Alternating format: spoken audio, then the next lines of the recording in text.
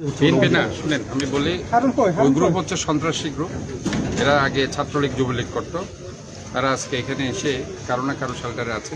তো আমি ইতিমধ্যেই বাকলিয়া থানার ওসিকে আমি কিন্তু বলেছি, এই যে বিশেষ করে বোরহান যে ছেলেটা, বোরহান এবং সোহেল সহ যে ছেলেগুলোকে গ্রেপ্তার করার জন্য আমি এই এক সপ্তাহ আগে বলেছি, এক সপ্তাহ 10 দিন আগে বলেছি।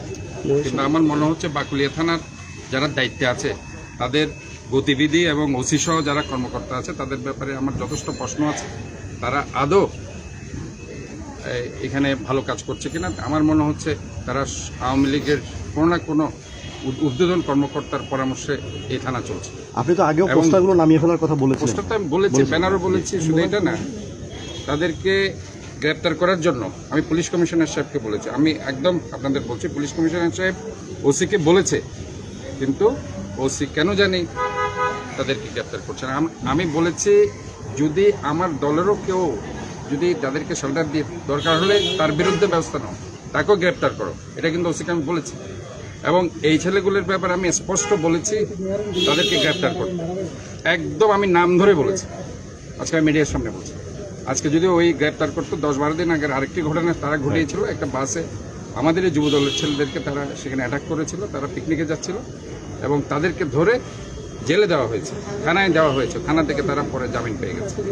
কিন্তু এই যে সুনির্দিষ্ট যে ছেলেগুলির কথা এসেছে, আপনার বাবা বলেছে বোরহান, এবং এই যে ছেলেগুলো যে এগুলি করছে দীর্ঘদিন যাবৎ, আমি বলছি যে অনতিবিলম্বে তাদেরকে গ্রেপ্তার করা উচিত এবং আমাদেরও যদি কেউ থেকে থাকে তাকেও গ্রেপ্তারের আওতায় আনা উচিত বলে আমি মনে করি।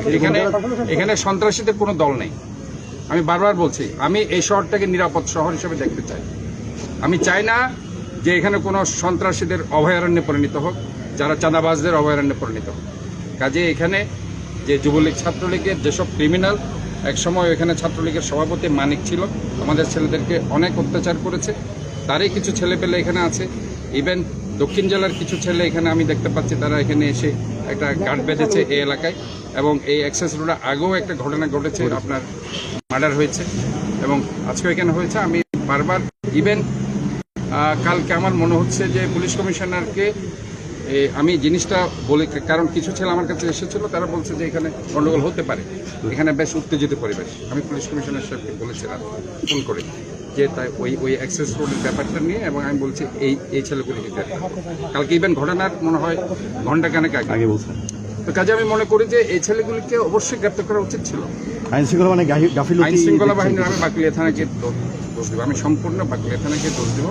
তারা যদি তারা গ্রেপ্তার করতো, সুনির্দিষ্ট এই ছেলেগুলোকে যদি গ্রেপ্তার করে নিয়ে আসতে পারতো এবং তাদেরকে যদি মামলায় তারা যদি জেলের মধ্যে রাখতে পারতো, তাহলে পরে এই ধরনের